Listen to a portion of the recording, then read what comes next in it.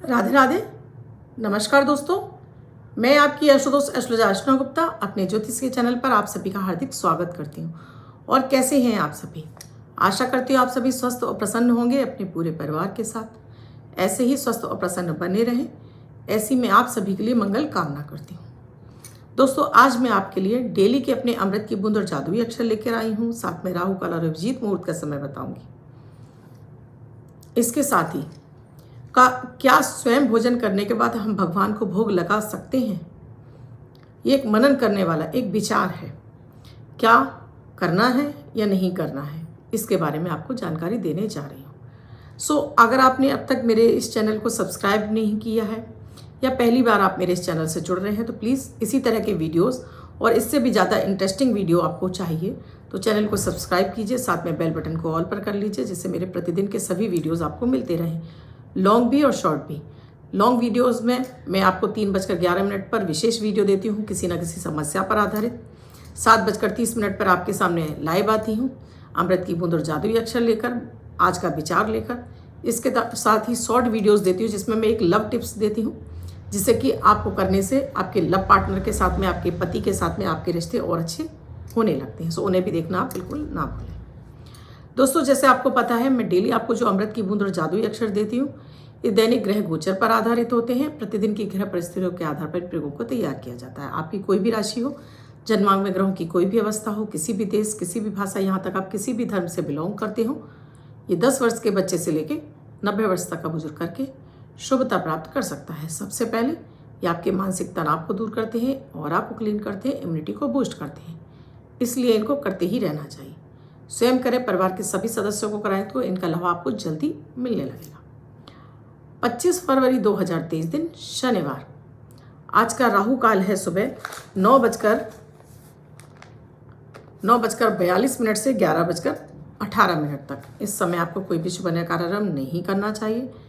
अभिजीत मुहूर्त का समय है 12:12 से 12:57 तक। इस समय आप कोई भी शुभ कार्यारंभ कर सकते हैं।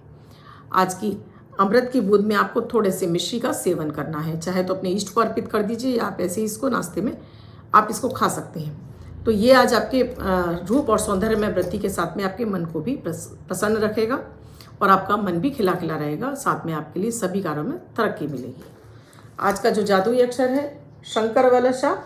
इस सा शब्द को रेड कलर के पेन से लेफ्ट हैंड पर कहीं भी लिखकर छोड़ दीजिए। 24 घंटे तक लिखा रहने दीजिए। दूसरे दिन आप उठाएंगे, ये धुल जाएगा। मैं आपको नया शब्द देती हूँ, आप उसको फिर से लिख सकते हैं। आप इसको अपने हाथ पर नहीं लिखना चाहते हैं, छोटी सफ़ेद कागज़ की चिट लीजिए, रेड कलर के पेन से लिखिए, फोल्ड करके पर्स या पॉकेट में रखिए। 24 घंटे तक साथ रखिए। दूसरे दिन फाड़ कर किसी पेड़ की जड़ में छोड़ दीजिए। आप इसे नाली में ना बहाएं।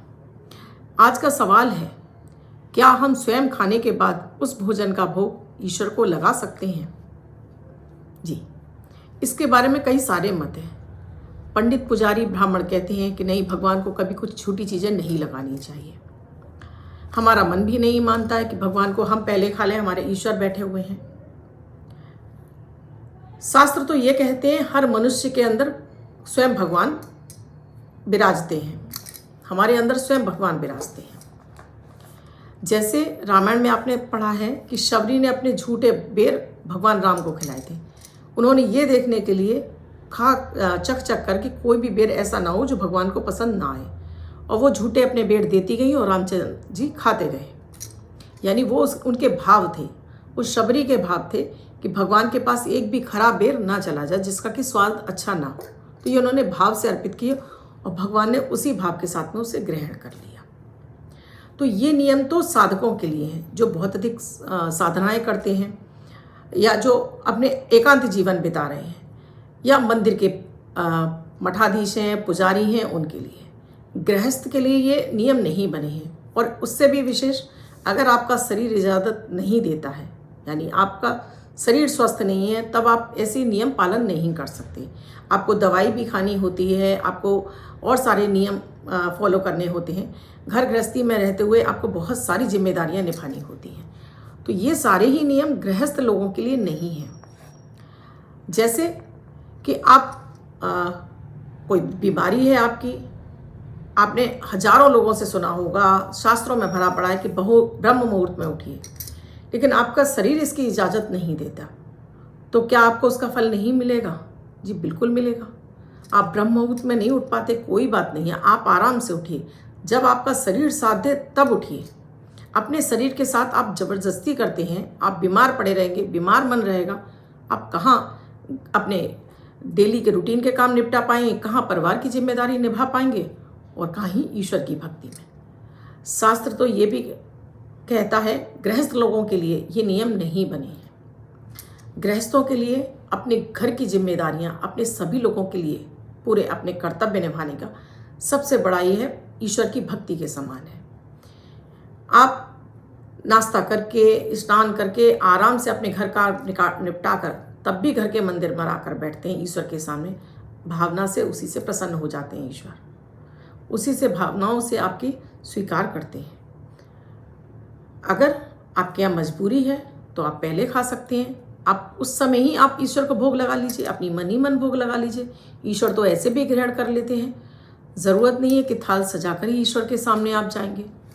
और एक बात, अगर वो भोजन जो आपने बनाया है, अगर वो स्वयं आपको अच्छा नहीं लग रहा है तो वो ईश्वर को कैसे अच्छा लग सकता है?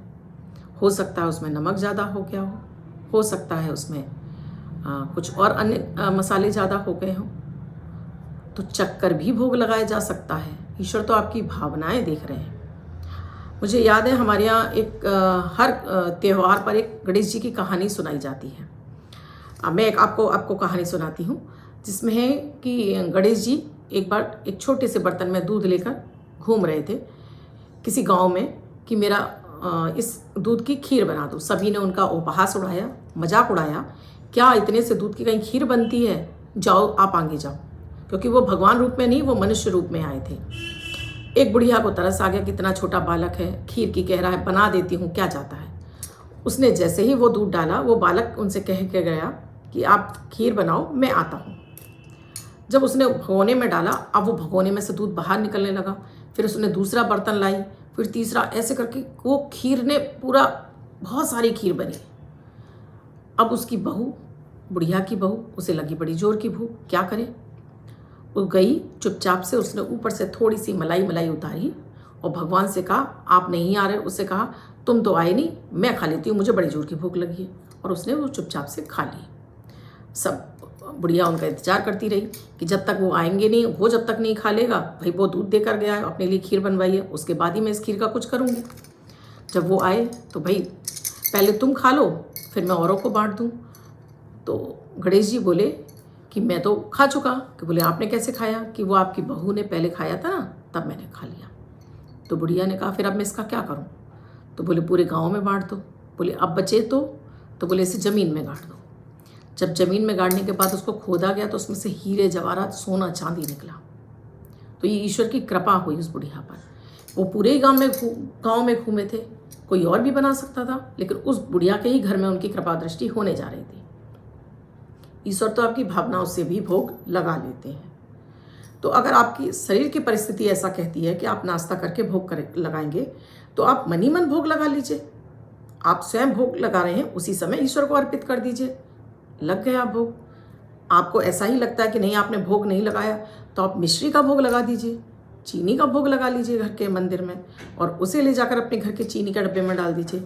ये भी आपके ईश्वर को भोग पहुँच गया। सो कहने का तात्पर्य कि मन की भावनाओं से कनेक्ट होने पर आपकी सभी चीज़ें आपके मन की पूरी होती हैं। तो भोग इस तरह भी लगाया जा सकता है। आई होप दोस्तों ये मेरी बातें आपको अच्छी लगी होंगी। आप कितने सहमत हैं प्लीज़ कमेंट में ज़रूर लिखिएगा। आप जिनका बर्थडे या मैरिज एनिवर्सरी है उनका ये वर्ष शुभ हो, ऐसी मैं आप सभी के लिए मंगल कामना करती हूँ। वो बच्चे, महिला, पुरुष जिनका बर्थडे है, वो पति पत्नी जिनकी मैरिज एनिवर्सरी है, किसी भी वर्ष में आपकी बर्थडे या मैरिज एनिवर्सरी है, वो इस प्रे को करेंगे। वाइट कलर के पेपर पर रेड कलर से 7 नंबर लिखेंगे, फोल्ड करके अपने पास रखेंगे, तो ये अंक आपको वर्ष शुभता प्रदान करेगा। अन्य कोई व्यक्ति 24 घंटे तक लिखकर इसको अपने पास रख सकता है। इसके साथ ही दोस्तों वीडियो अच्छा लगा हो तो लाइक, शेयर, सब्सक्राइब जरूर कीजिएगा। कमेंट में जय माता दी, राधे राधे, हर हर महादेव जरूर लिखिएगा। कुंडली का विश्लेषण कराना चाहते हैं तो मेरा नंबर है 8077506510। इस नंबर पर व्हाट्सएप कॉल या मैसेज के द्वारा प्रोसीजर जान सकते, व्हाट्सएप मैसेज या कॉल के जरिए जान सकते हैं कि आप मुझसे कुंडली विश्लेषण का क्या प्रोसीजर है। धन्यवाद दोस्तों, कल फिर मिलूंगी ऐसे किसी महत्वपूर्ण विषय के साथ। आपकी जिज्ञासाओं के साथ। धन्यवाद।